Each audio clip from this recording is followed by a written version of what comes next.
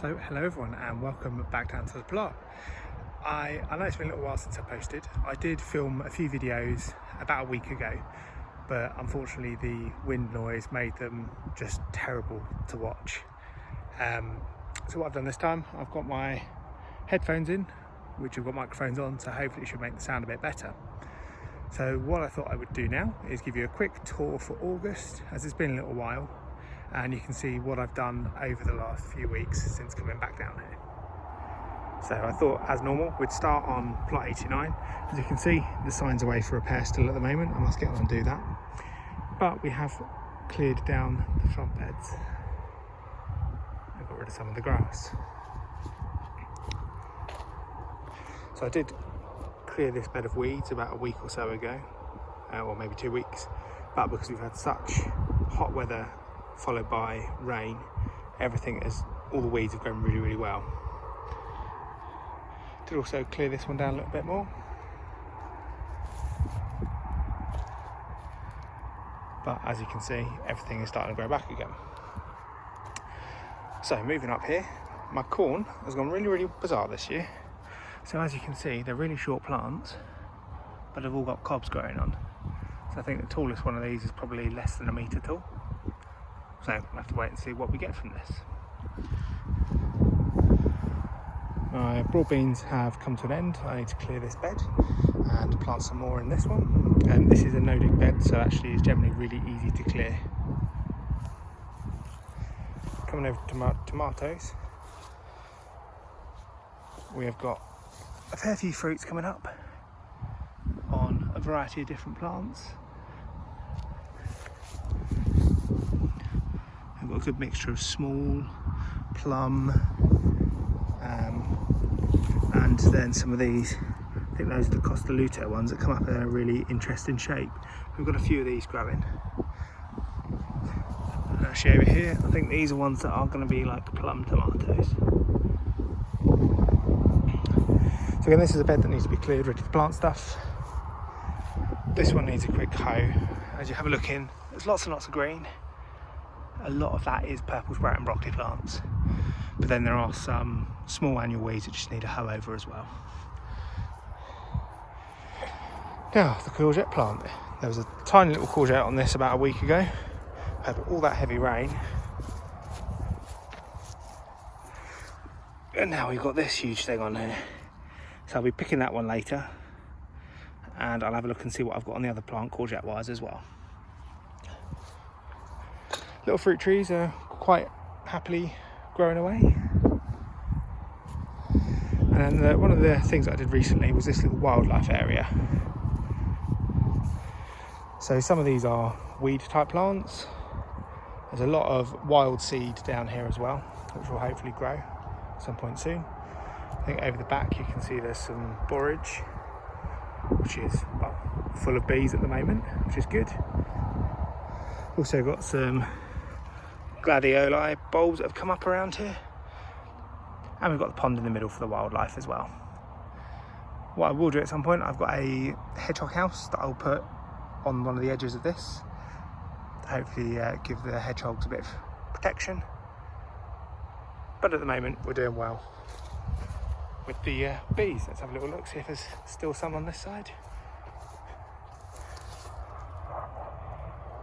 I think they've noticed I was walking over, so they've all flown away. But the borage is really good for the bees.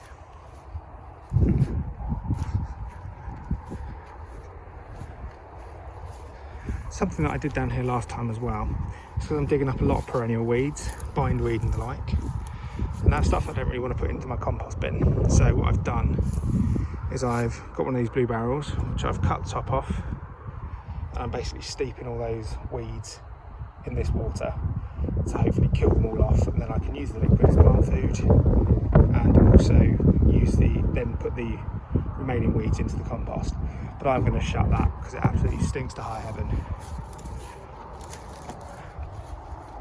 And then as we come down here, not a lot's changed. I did try to start attacking all these weeds, but I think I'm going to get on with getting stuff planted elsewhere on the plot, and then tackle this as we come into winter when there's not as many other jobs to be doing. and tea bunker. We will have a look at this at some point, but again, that's probably going to continue into the winter as a winter project, because I don't really use it as much in the summer, but I will have facilities to make tea and coffee and other bits and bobs in there for the winter. Let's go and have a look at the second plot. I can't remember if I'd done it by the last video that I actually put up on YouTube, but I have cleared these front boxes off. I've got a load of onions, garlic, shallots, all at home, which are now drying at home. What it did mean is I've got space in some of these to start growing. So in this one, we've got some rhubarb chard, which I think had a bit of a rude awakening coming out here. It'd been nicely looked after out at home. Came down here to baking sun and then torrential rain for a couple of weeks, but it's still going, so hopefully we'll grow a bit bigger. Next, these are the Queensland arrowroots. These are ones that I tried really hard to get hold of in the UK, because I thought they sounded quite interesting. I found an old pack of seeds at home, which are probably 4 or 5 years out of date, and they've done really, really well. So with these, apparently you should get a potato-like root to eat, and I believe you can eat the foliage as well. And they are supposedly perennial, so you should be able to split these after 6 months a year, and each one can become 2 plants, then 4 plants, etc, etc. What we might do eventually is, if they start outgrowing this bed, we'll move them somewhere else and have a big bed of these. Next one we've got over here, this is a courgette bed. It does look as though we've had maybe something having a little nibble in here, and actually courgettes we've got have gone a little bit funny. So this one down here has gone slightly yellow, and then this one, I think something had a nibble at the end and then it's gone kind of soft, so I will be getting rid of that courgette later on. But then we do have another little one growing up here, so hopefully we should have lots of courgettes, and before too long we'll have too many to know what to do with, I'm sure. We have a couple of other empty beds here. This was the carrot bed that my wife made a start on sieving. Do need to pluck a few of those weeds out and continue sieving so that I can get some carrots in, so that we can have them with Christmas potatoes, which I've also planted this week. Now this one here had started taking over my greenhouse. This one is a pumpkin jack of all trades. We have had some flowers on here. Again, I think this is taking a little while just to adjust to being out here, but we should wait and see what happens with that one. And then actually the rest of these are, got some small weeds in these, as well as a load of grass clippings. My thinking is that I'm going to put a lot of these grass clippings in the bottom. They're on top of cardboard. They're not on top of cardboard. I'm going to put cardboard over these, and hopefully kind of drown out the weeds underneath. And incidentally, I've used in these other beds grass clippings to put on top of the soil, so they are no-dig beds. These were cardboard at the bottom and then sieved compost, and then I put these grass clippings on top to act as like a mulch. And as you can see, where they've got wet and then dried out, it's actually formed like a carpet on top of here, so it will keep the moisture in below, but it's also, as you can see from this one, there's not a single weed that's come up in here, and it's been a few weeks of hot weather and rain. So I'm fairly impressed so far with this one, and actually it's the same on that bed that I've done it on as well. So there's not a lot else to write home about on this plot. I came down here and gave it all a bit of a grass clipping a week or so ago, trimmed some bits right back as well, so we can actually get to a lot of the plot. But the plan is to start rotivating some of these beds and get them into use, because at the moment a lot of this plot is just grass. You can see we've had some fairly heavy wind recently, because we've had the lid of that blow off. Let's put that back on there. So this bit here I've marked out as a bed, which is one of the things that I'm going to rotivate, and I intend to make this into a raspberry bed, because then it's near to the fruit trees, and I think that's quite nice having the fruits next to each other.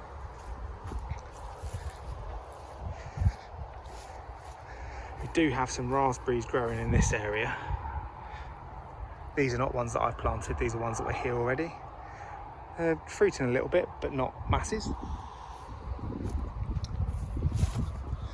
Coming further up, we've got the pear tree, which we have not got a single pear growing on.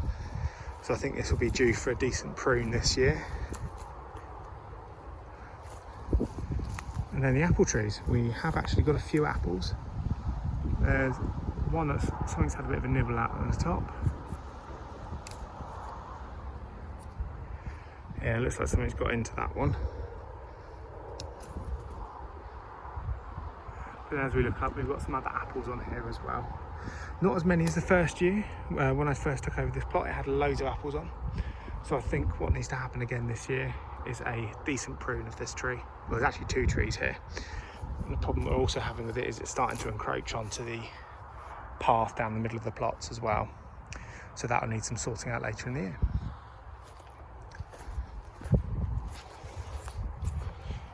Coming further down, we've got plenty of red currants, which do need picking sooner rather than later. And I think actually we've probably gone past the point of them being particularly useful. They might do for a jam or something like that. And then I believe this one was actually black currants, but we didn't really get many off of that. And again, coming up here, we've got this path bit here that I'm going to hopefully rotate later today to make another bed. And then we've got a few runner bean plants that survived. And it looks like we're actually starting to get some beans forming on here now as well. I know it's not focused particularly well, but we are getting some beans coming up on there now. And some nice red flowers about too. So, there we go, that is the tour of the 2 plots. So thank you for coming along and watching. I appreciate I've not put very much in the way of content up recently. I know I did say about it in the last video, I kind of had, you know, other things and I kind of lost my mojo a little bit. The last couple of weeks, it's been really hard to get down here. So it's either been so hot that I'd fry within 10 minutes of being here, or it's been so wet that I need the flipper and snorkel. But hopefully over the next few weeks, I should start getting things back up and running again, particularly with opening these beds up. It's not that I've not got the things to plant, it's just clearing the spaces to plant them, because the greenhouse is a jungle at the moment. But hopefully we'll get those planted down here very shortly. So all that's left for me to say is thank you for watching. Please do like, comment, subscribe. I read all the comments and do try and reply wherever I can. So thank you for watching. Take care. Happy allotmenting.